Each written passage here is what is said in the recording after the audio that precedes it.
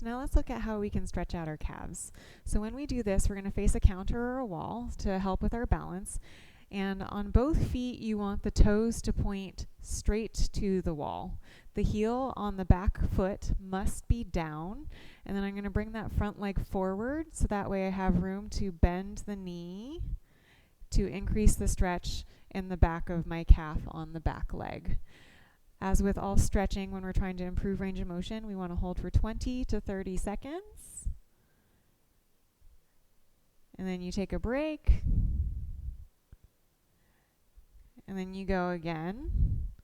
And ideally, you want to do 3 times 20 to 30 seconds per round, and ideally stretching 3 to 5 times per day. The calf is actually 2 separate muscles. One is stretched as I am doing now with a straight knee. That's called the gastrocnemius. But there is another one called the soleus, which is actually stretched with a bent knee. So mine is really, really tight. I'm going to bring my foot a little bit closer to the wall. And then I'm going to keep my heel down on that back foot. But now I'm going to bend the knee instead to focus on that soleus muscle. Again, holding for 20 to 30 seconds. Before giving myself a break.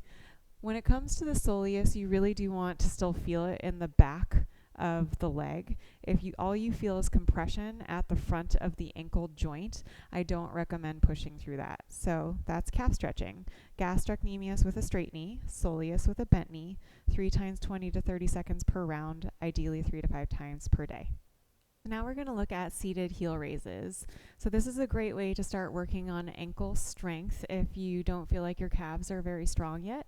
So you're going to sit in a chair with your knees bent, feet shoulder width apart, feet flat on the floor, and then you're slowly going to raise up and come back down. And then let's go again, going up and coming back down. Typically my goal is to be able to start with 10. With the ultimate goal of being able to do something like 3 times 12 to 15 reps in a set. These are a starter exercise, so once you can do 3 times 12 to 15 reps in a set, you are probably ready to progress to doing these in standing. Technically, this is considered a higher level exercise, so if this is challenging for you, we're looking more for an every other day kind of frequency rather than daily. So now we're going to take a look at ankle in sweeps and out sweeps. This is a great way to work on supporting the ankle itself and the arch of the foot as well.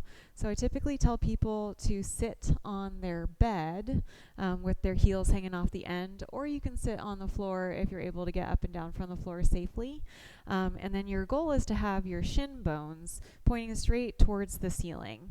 And so from there, if I work on inversion or in sweeps first on my right foot, I'm going to keep that shin vertical and I'm going to pull that in and then slowly return to start, and again pulling in and slowly returning to start. This is another one of those exercises where I'll recommend people actually start on their good side to see what they can expect before they move on to their sore side and compare the two. So those are in sweeps or inversion, and then eversion is doing the same thing but pulling out to the side. A lot of people get a little bit distressed by how tight it feels when we move out to the side. This is actually normal. We have about 30 degrees of inversion or in sweep and only about 10 degrees of eversion or out sweep. So if that's what you have, you're completely normal. And again, practicing your good side first, so that way you know what to expect from your sore side. I'll typically start with about 10 of these per side, progressing eventually to something like 3 sets of 15. And this is a neuromuscular control exercise, so if it's not making your muscles too sore, the more often you can do this, the better. And then also, you can make this more difficult and even better for something like your posterior tib tendonitis by using a TheraBand. So the reason why I propped my lower leg on this towel roll is just so that way I don't feel like my heel's getting stuck on the mat.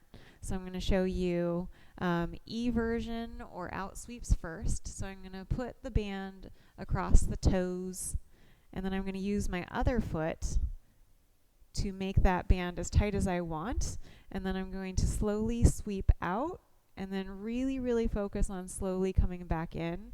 This is that eccentric part of the motion that's really, really important for restoring tendon health. So when it comes to posterior tib tendonitis, we really want that eccentric work of the muscles in the ankle.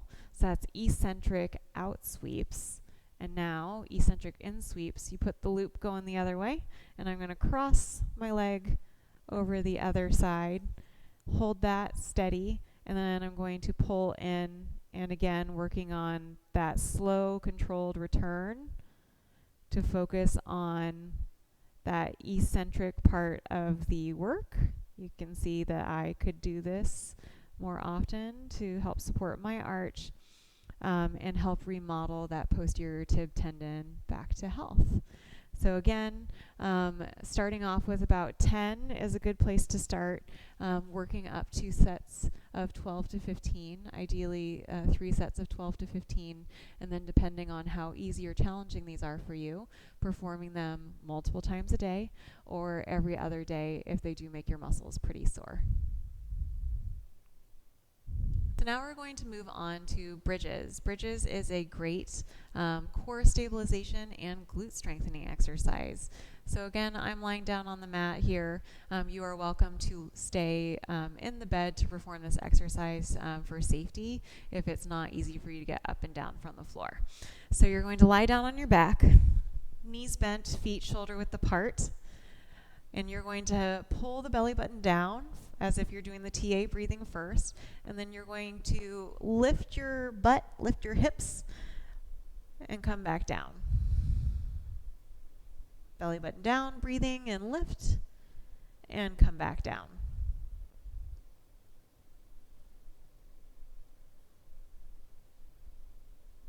So the most common questions I get for this one are, do I hold at the top? So for my purposes, I'm looking for glute strengthening. I do not need you to hold at the top.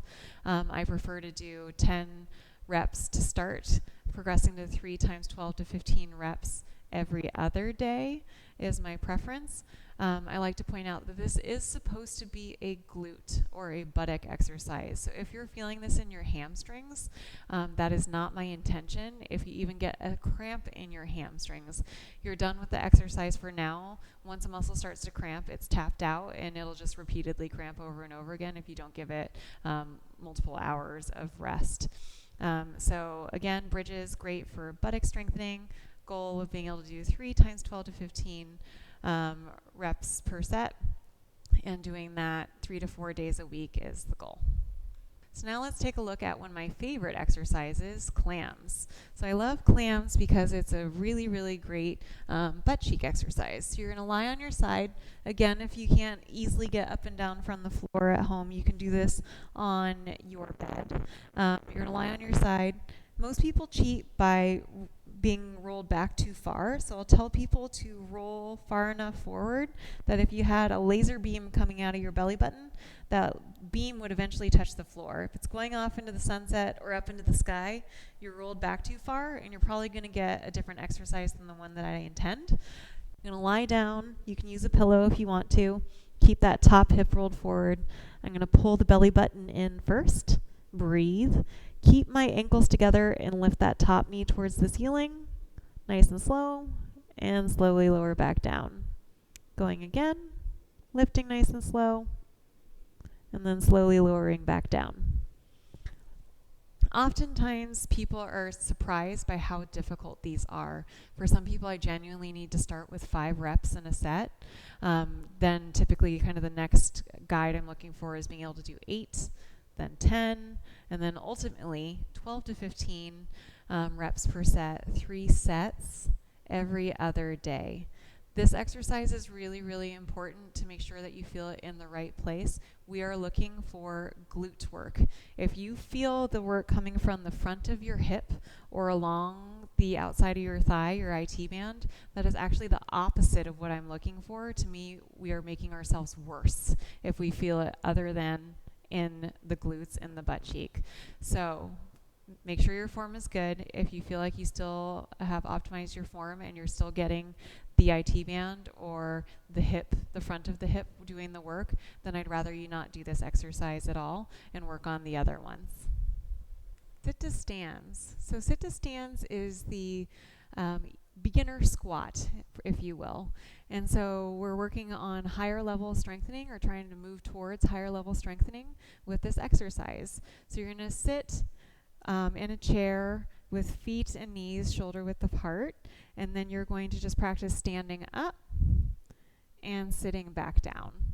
A couple comments on form. I'm looking at your knees. So I want your kneecaps to look like they're in line, pointing straight ahead with your second toe. And so I don't want it to look like they're knocking inward or they're knocking outward as you're performing this motion. And when you move here, I want it to look like your kneecaps never pass in front of your toes. So you want to keep your kneecaps behind your toes and in line with your second toe. And what that does is it focuses the work a little bit more in your glutes and your butt cheeks and prevents too much stress and soreness from happening in the front of your knees.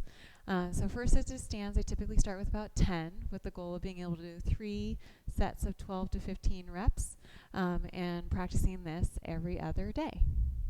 So now let's take a look at how we can work on our balance. A little bit of a disclaimer first. If you do feel like your balance is genuinely poor and you are not safe to practice this on your own, do not do it. The reason why we practice balance is to try and prevent a fall. So the worst thing that you could do is practice your balance at home and end up falling. So if you are a falls risk, please see a physical therapist in the clinic to help assist you with this. But otherwise, if you feel like your balance just could use a little bit of improvement, a little bit of work, let's go through the different levels of balance practice. So level 1, I like to say that you're always welcome to use your hands to help you get into any of these positions. The practicing of the balance is actually just once you're in the position itself, in my opinion. And so level 1 is just a double leg balance with feet together. And then you see how easy or not easy that is. Your goal is to be able to balance for 30 seconds. If that is easy, you move on to level 2, which I call a staggered stance. So you're going to put the big toe of one foot to the heel on the inside of the other foot. You don't want it to feel like your legs are locked out straight and you're still like a statue. Have a soft bend in your knees so that way the muscles are on and they're helping you to balance. Again, you want to be able to hold for 30 seconds is what I consider a pass, meaning if you can hold this for 30 seconds easily, you should move on to the next level. And then for this one, because there's technically 2 different stances, usually the back leg does a little bit more than the front leg. You actually want to try both sides and make sure that both sides are equally good at balancing. And again, practicing there for 30 seconds. I want to make a special point of emphasis for this one. This is not a sobriety test. I'm not looking for heel to toe. Heel to toe is significantly challenging and, in my opinion, isn't necessarily that much more beneficial than working on the big toe to the inside of the heel for our level 2, and then progressing on to other different forms for more difficult progressions. So that's level 2. Level 3, I call kickstand balance. So you put one foot down completely, and then the other foot down, you have toes down and back like the kickstand on a bicycle. Again, soft knee bend on both sides, so that way it feels like your muscles are on. And you try and practice holding that position for 30 seconds to achieve a pass. And then again, you have 2 feet. So try and make sure that the other side looks good too.